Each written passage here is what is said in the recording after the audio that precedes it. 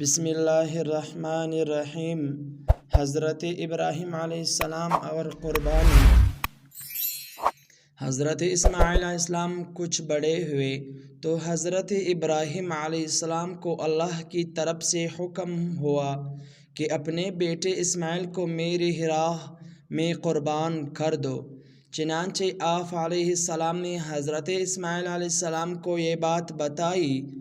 حضرت اسماعیل علیہ السلام نے کہا کہ ابا جان، اللہ تعالیٰ آپ کو جو حکم دے رہا ہے اس کو ضرور پورا کیجیے، آپ انشاءاللہ مجھے ثابت قدم پاؤ گے۔ چنانچہ حضرت ابراہیم علیہ السلام نے اپنے بیٹے اسماعیل علیہ السلام کو ذبح کرنے کے لیے لے کر چلے اور جنگل میں لے جا کر ان کو الٹایا اور اپنی آنکھوں پر پٹی باندھ لی کہ کہیں بیٹے کی محبت اللہ کے حکم پورا کرنے سے نہ روکے، اور گلے پر چھری چلا دی۔ اسی وقت آواز آئی کہ اے ابراہیم، تو نے ہمارے حکم کو سجا کر دیا کایا۔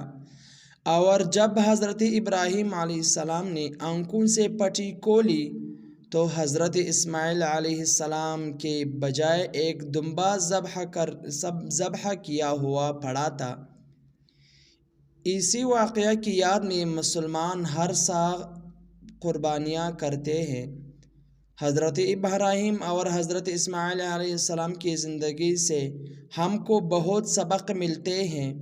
حضرت ابراہیم علیہ السلام نے ہم کو سکھایا کہ اللہ کی رضا کے لیے ماں باپ چھوڑا جا سکتا ہے، اپنے ملک اور برادری کو خیر بات کہا جا سکتا ہے، اپنے بچے اور بیوی کو جنگل میں بے سر و سامان چھوڑ کر ان سے بھی پیٹ پھیرے جا سکتے ہیں۔